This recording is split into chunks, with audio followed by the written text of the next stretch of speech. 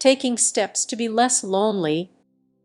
Loneliness is one of the biggest problems of our times. It's easy to become isolated by living alone, working alone, and doing errands and chores alone. Some can go for days and even weeks without talking with anyone in person. Elderly, youth, and all ages can suffer from loneliness. The most successful people can feel very alone just as much as people who struggle with their goals. And it doesn't even matter if you are around big crowds of people every day. You can still feel lonely, often mainly because you don't feel connected to anyone. The pain of loneliness is felt in the brain in the same location as physical pain. Loneliness hurts. When people talk about loneliness, it's clear it can drain any pleasure they might have in life and often leads to depression and hopelessness. Having a true relationship, even with just one other person, can make a difference in your ability to enjoy your life. Make friends is often the advice given to those who are lonely. Join a club or a class and find people to build relationships with.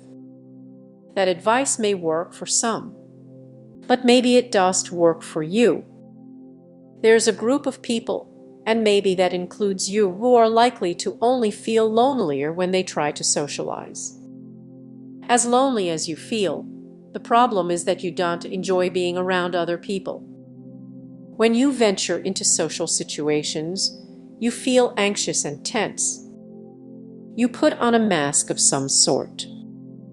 You may pretend to agree with whoever you talk with, or you may argue with other people's points of view and refuse to participate in activities. You may try to impress others, or you may come across as intimidating.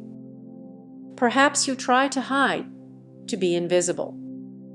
None of these masks allows you to truly connect. You can't connect if the other person does know who you really are. When you don't enjoy being in social situations, they can be exhausting. It's a real bind when you feel so lonely and at the same time you are unable to enjoy connections with others. No wonder so many lonely people experience a sense of hopelessness and feel so misunderstood when offered simple solutions that just highlight their problems with connecting. For some people who suffer from loneliness, the solution isn't fast nor is it simple. And the solution can be different for different people. But part of the solution includes learning to enjoy interactions with others, to be able to experience pleasure in being with other people. When your body is tense, others sense your tension, and they push away. That can feel like rejection, even when it's not. Even if it's subconscious, hints of rejection will not be pleasant. You may feel so ashamed of your lack of friends that it's very hard to be around people you anticipate that you are different and you want to fit in. When you are tense, you can't engage in friendship behaviors such as the cooperative smile and chit-chat. Your voice does have a friendly tone and you can't genuinely smile when you are tense. You also can't pick up on the social signals or cues of others. You may misinterpret the behavior of others as being about you or even against you when it's not. It's difficult, perhaps not even possible, to experience pleasure when you are tense.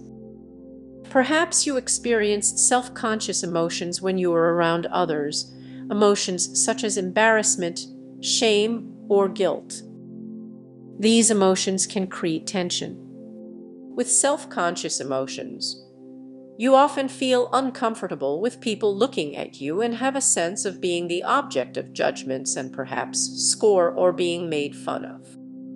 You'll want to get out of that situation as soon as you can. To cope with self-conscious emotions, look at what you are feeling. Is it shame? Perhaps you feel less than others or have thoughts that others are judging you harshly. These experiences can lead you to behave in ways that you are sending messages to others to stay away. Be honest with yourself. Is there a reason for you to feel shame?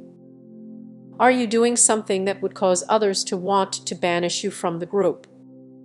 Many times, the feelings of shame that you may experience are not truly justified.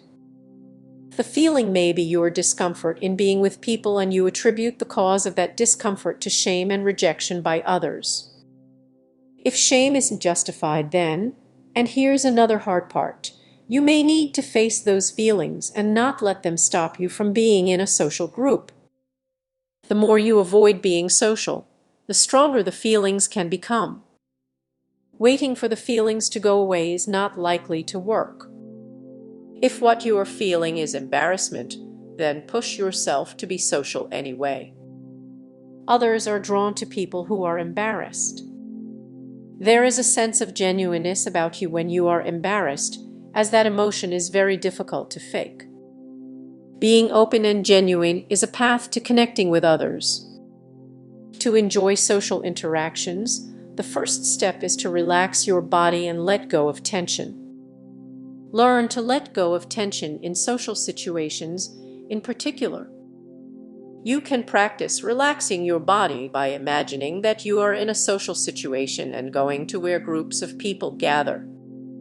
Then, consciously relax your muscles and breathe deeply and slowly. Drinking and eating can help too. As you practice, pay attention to how your body feels when you are tense and when you relax. For some, you may be tense so often that you are no longer aware of it.